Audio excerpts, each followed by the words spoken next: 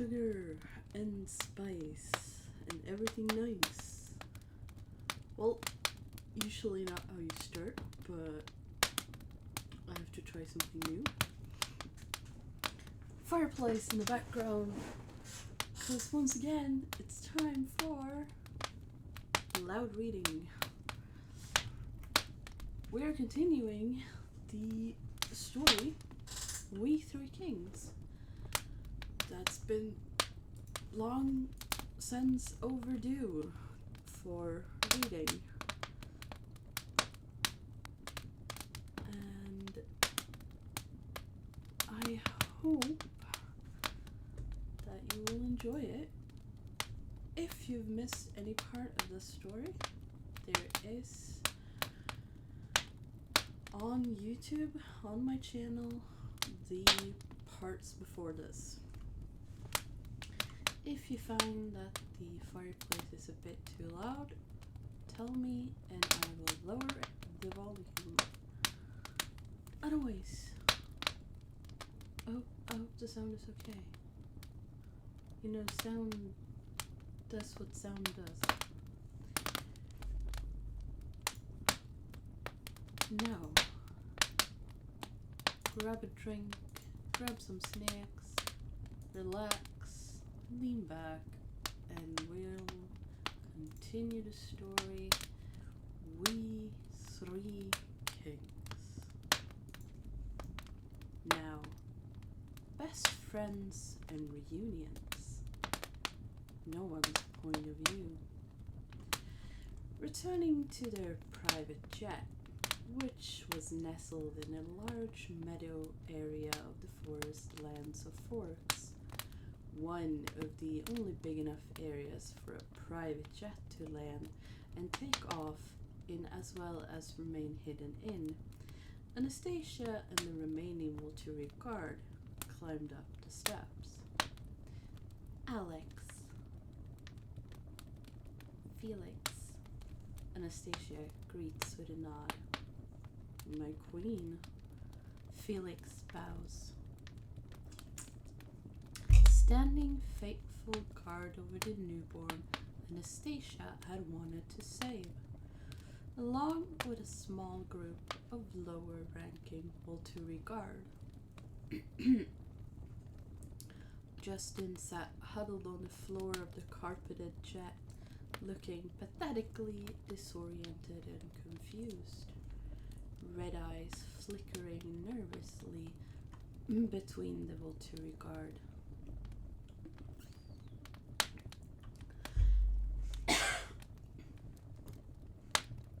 Anna? Justin asked, red eyes landing on his best friend as she walked slowly closer. Hey, Jay, Anastasia says softly, kneeling down a few feet from her now newborn vampire of a best friend. Jane and Alec hiss, boxing their queen in on either side. Alec's power creeping towards the newborn automatically. Tenir, Alec, Anastasia commands sharply, holding a hand up as her best friend flinches away instinctively, remembering the shimmering mist. My queen, Alec protests, his power halting where it was, inches away from Anastasia's best friend, shifting subtly as Alex holds it back as commanded. Alec, Jane, this is Justin. He's my best friend. We've known each other since grade school. We grew up together, Anastasia explains to her through a confused guard. I understand you wish to protect me, but I would like to talk to him. You can stay right here and protect me just fine without your powers. The entire guard is here as well. I'm in no danger. Yes, my queen, Alec acquiesces, his mist withdrawing. Justin, Anastasia tries again, getting Justin's attention, his eyes snapping to hers. Anna? Justin whines again, eye keen. Justin, this is important, okay? I really need you to listen and answer this for me. Do you know what is happening? Do you understand what's going on? What you are? Anastasia asks patiently. Yes. I'm not human anymore, right? Not human? Justin answers, looking at Anastasia hopefully. Yeah, that's right. Anastasia smiles. Do you remember what happened to you? I was visiting my girlfriend in Seattle. I was leaving, driving home. Things get a little blurry. I don't remember after that. There's a lot of pain and blood, lots of it. Justin replies, frowning. I don't wanted to do it. I didn't. It's okay. You don't have to remember that part. The change hurts, and I'm sure you didn't. It's okay. You're a vampire now, Jay. Do you understand that? Anastasia asks, gently, voice soothing, her heart aching for him. Vampire? They're not supposed to be real. Justin trails off, frowning, deepening as he cocks his head. But yes, you're not one. I hear your heartbeat. Jane and Alec, most of the Volturi guard, hiss at that. Calma, Anastasia says in Italy. That's true. I'm not a vampire. They all are, Anastasia says, indicating to the Volturi guard. I am. It's difficult to explain. There are rules. Rules different than human rules, and royalty in the vampire world. You are now in this world, Jay. I'm in it too, for a different reason. I don't understand, Justin says, looking more confused. I know you don't. That's okay. I'll explain it all, Anastasia assures. But just know, for right now, as much as it really sucks, that you can't go back to your old life. But you do have me, okay? Okay, Justin replies, seemingly compliant. Anastasia smiles. Now, do you feel the overwhelming urge to drink my blood? Anastasia asks. Justin blinks, staring at her blankly, as if that was the stupidest question she could have asked. That's the stupidest question, Anna, Justin blurts out. You're a newborn, Jay. You need to be sure. If you're hungry, I can have one of the guards get you food. But I would like to hug you. I haven't seen you in months. But I would also appreciate not dying. You are also unusually strong. The first year is always like that, so you need to be more careful. Extra careful, Anastasia explains. You don't appeal to me that way. I mean, you smell nice, but more like familiar. Home, Justin says, looking at her with puppy eyes. Alright, I trust you. Anastasia laughs, moving forward with open arms. Jane and Alec protests loudly. The kings were going to kill them.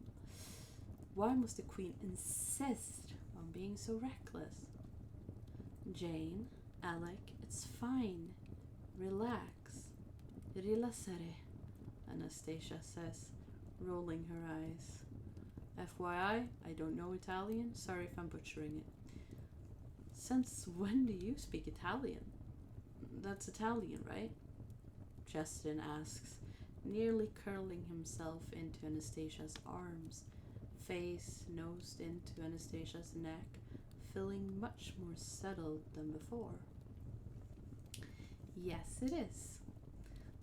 And since I moved to Volterra, Italy, and found myself surrounded by vampires and Volturigard, Anastasia laughs lightly, decidedly ignoring the tension of her guard. Honestly, she was pretty sure she knew Justin better than them, newborn vampire or not. She knew him since kindergarten. He wasn't going to hurt her. Now that everything was settled, Anastasia hoped that her visit with her dad would go over smoothly, though she doubted with her sister wanting to be all self-righteous and bratty things would. Somehow she just knew her sister would pitch some sort of hissy fit. Honestly, she didn't understand what had changed between her and her sister in recent years. Isabella has always been jealous of you, Anna. You're prettier, smarter, obviously more athletic, excelled at everything you put your mind on. She's obviously just being petty. Justin comments. Did you just. Anastasia gaps, staring at her best friend. What? Justin says, staring at Anastasia like nothing would amiss. Did you just read my mind? Anastasia asks. I was thinking those things, Justin. That is completely not normal. Can you read Jane's mind too? Do it. What? I'm confused again.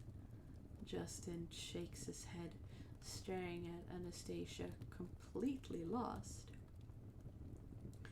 The Queen has demanded you to do something. Jane growls, crouching low. Okay, relax, Jane. He's confused. Anastasia waves off. So vampires, some of them, have talents. Unique ones. Jane, she can inflict pain mentally. You saw that with the other girl, Bree. Alec, he can, well, you felt that one. He can numb all your senses, incapacitate you. Felix is exceptionally strong, more so than beyond any normal vampire. And Dimitri is an exceptional tracker. There's literally no place you could hide once he has your mental tenor or your actual scent. Often, he can shield someone physically or from a mental attack. And there are others, but those are the ones present and in my guard right now. Justin nods, looking even more pale at the vampires surrounding him. Focus, Justin, Anastasia says, lightly, poking her best friend. You apparently read my thoughts. Try again. Anastasia begins thinking about a memory in high school and a particularly embarrassing moment involving Justin, Andy, Sam, Ashley, and one of their beach camping trips. Oh, come on! You swore you'd never bring that up again. Justin whines. Anastasia smirks, bursting out laughing. And I didn't. Out loud. Anastasia says, looking all too smug about things. Felix, think of something. Anything. Justin, try focusing on Felix's thoughts. This is important. Yes, my queen, Felix murmurs, all too intrigued with the newborn and one of the queen's lifetime best friends. Justin tried to no avail to read Felix's thoughts. Nothing, Justin says, shrugging. Well, weird. Maybe it's just something because we're friends. Anastasia comments, confused. Thank you, Felix. Afton, can you shield my thoughts for a second? Justin, try again with my thoughts. Anastasia instructs. Yes, my queen. Afton acquiesces, doing as instructed. Again, Justin focuses on Anastasia's thoughts. This time, Anastasia randomly humming a tune in her mind, while also, as her brain normally thought, running other train of thoughts as well. Anastasia had a bit of ADD, to be honest, well, not to toot her own horn, but she was rather intelligent, and her brain had a capacity to think on several lines of thought at once, if she so desired. It was partially how she had managed to graduate with a double major and several minors without having a complete mental breakdown in college. That, and she had always just been an overall more rational and logical person, not one to allow herself to be overruled by her emotions, unlike her sister. Do you really have to sing that song? I have it stuck in my head. Also, your brain runs very fast. It's hard to keep up. You genius, you. Justin complains. She had been singing Party in the USA by Miley Cyrus. Afton glares at Justin, disliking that this newborn had managed to get behind his shield. Calm, Afton. Clearly, Justin and there's some link here, Anastasia says. And you know, it's hardly my fault. I'm smart. Yeah, well, Justin sputters, unable to think of a comeback. Uh-huh, Anastasia says smugly, rising from her seating position on the floor of the jet. Well, I think it's time to see Charlie. We'll have to see about Justin, all but freaked out as Anastasia begins to separate from him, the lights of the jet crackling around them, and rain outside began to suddenly appear. The fuck was that? Anastasia nearly screams. I. Justin stammers out, looking completely panicked again. The Volturi guard nearly feral and ready to rip apart something, any threat to the queen. Oh, okay, everyone just calma, Anastasia says, trying to get her bearings on what the fuck just happened. Why did her life have to be like this? So, apparently you control electricity and water, Anastasia says casually. How am I not surprised? And given you were on the swim team for your entire high school career?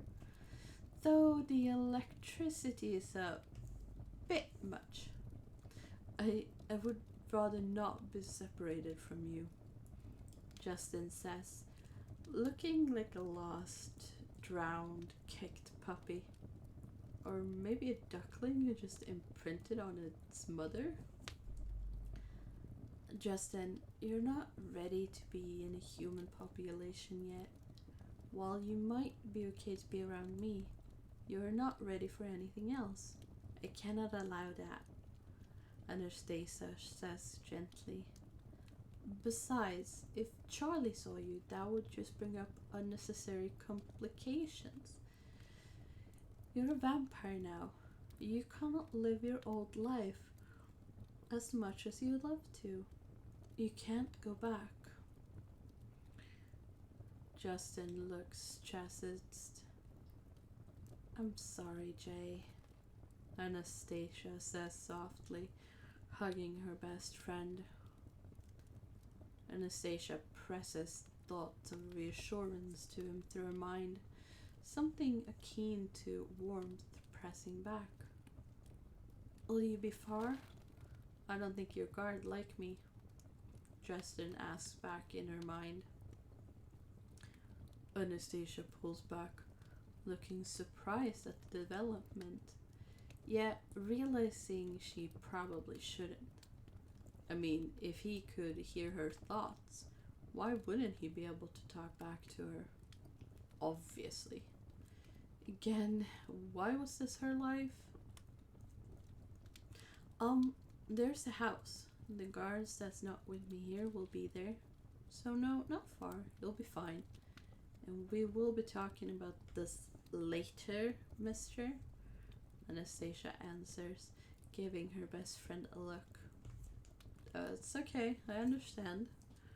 Justin replies out loud. Okay, so Charlie now. Hopefully my sister has, I don't know, stopped her hissy fit. Anastasia snorts lightly. I'm assuming there will be some sort of guard rotations, which you have all worked out between yourself while I was sleeping or something. I'm not stupid or naive enough to believe you won't be monitoring and patrolling around the house 24/7. Of course, my queen. Dmitri snorts lightly at the implication and sass of his queen. I thought so. Anastasia laughs, patting Dmitri lightly on the arm. So who's coming with me? Myself, Alec, Afton, and Felix, my queen. Jane answers. Okay, well, you're going to have to drop this queen nonsense around my dad, Anastasia warns, looking all too gleeful at the prospect. Not that she hadn't already told them to do so when they were in Volterra Castle and weren't in the throne room or in any formal settings, but they had a hard time forgoing the habit. Yes, my Anastasia, Jane says, correcting herself as Anastasia points a finger at her. Yeah, that's gonna need some work. Anastasia snorts with a teasing laugh. Jane rolling her eyes at her queen. Anastasia, the Escalade is ready. Felix pokes his head into the jet, having loaded her bags while she was talking to Justin and Jane. And you are officially my new favorite. Cookies for you for not using my title. Not that you can eat cookies. So, a new human, Anastasia teases, making a weird, slightly disgusted face at the thought. Felix struggles not to laugh at his queen's antics as she dances past him, patting him lightly on the arm and pressing a thank you kiss to his cheek. Afton, Alec, and Jane filing after her, also snickering. Play nice, everyone. No fighting. Justin, try not to electrocute my guard with your newfound superpowers. I like them. And Dmitri, you're in charge. Anastasia calls over her shoulder. Though it is said teasingly, there is still a bit of weight to it. A quick ride in the Escalade. Soon Anastasia is pulling up the house she grew up in. Her dad's familiar police cruiser sitting in the driveway. Okay, Anastasia says, taking a deep breath, turning to look at the two-story, worn but welcoming house, tears pricking behind her eyes. She couldn't believe it had actually been years since she had been here. Are you right, my queen? Alec asks hesitantly after a moment of sitting in the car, Anastasia unmoving from her seat. What did I tell you about calling me that, Alec? Anastasia says lightly. Anastasia. Are you right, Anastasia? Alex corrects, asking again, looking concerned. Though Alec and Jane may never admit it to anyone but each other, they saw Anastasia, despite the fact they had actually been alive much longer than her, as their mother figure. Until Aro, no one, even their own parents, had shown them any sort of care. All of their lives had been overshadowed by suspicion, fear, hatred, and mistrust. No one, not their own parents, had shown them any real kindness or gentleness. And Aro, for all of the acceptance he gave them, the home he offered, did not offer them the gentleness and compassion that even Anastasia offered and granted so freely. It was something so unfamiliar and foreign, yet something that both Jane and Alec had not realized they craved so desperately. I'm fine, Alec. Thank you for asking. Anastasia smiles, touching Alec's hand reassuringly. Finally hopping out of the car, Anastasia walks up the path towards the house, knocking lightly on the well-worn door. I'm coming. Charles' gruff voice sounds from inside, his thudding, heavy footsteps getting closer. Dad! Anastasia nearly cries, the door opening wide. Anna, what? Charlie sputters incoherently, staring at his eldest daughter, dumbstruck, barely believing it was actually her standing in front of him. Hi, Dad, Anastasia says, kicking her foot shyly and looking down. Anna, come here, you, Charlie says, grabbing his eldest daughter in a tight bear hug and hauling her through the doorway.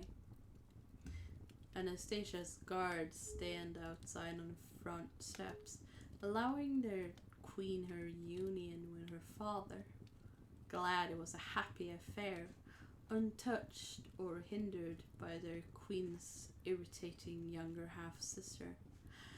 I missed you, Dad, Anastasia cries, tears gathering at the corner of her eyes. I missed you too, sweetie, Charlie chokes up, his hold tightening around his daughter, continuing to hold her. While Bella saw Charlie, would say Charlie was a man of few words. To be honest, it was because Bella never tried to talk to him. Charlie was much more comfortable speaking with his eldest daughter, which in of itself was sort of sad. Charlie wanted a relationship with Bella, but it always seemed to be so forced, so awkward. And after a while, he sort of just stopped trying, resigning himself to the quietness and silence between them. You look so grown up, so beautiful, honey. I can't believe it, Charlie says, gently pushing her an arm's length away to gaze at her, taking her all in. Thanks, Daddy, Anastasia says, blinking away a bit of wetness in her eyes. And you look... Is that a bit of grey I see? Hey, don't tease your old man, Charlie grips, batting at Anastasia's hand as she pokes his head. I'm kidding, Dad. You don't look at all. Promise. Anastasia laughs, kissing her dad on the cheek. Nah, I know. I'm getting up there, kiddo. Charlie shrugs, pulling Anastasia back into a tight hug, pressing a kiss to her temple. Now, why didn't you tell me you were coming? Surprise? Anastasia says, looking sheepish. Well, it's a good thing I still have your room all set. Wait, did you bring friends? Charlie says, noticing for the first time Jane, Alec, Afton, and Felix.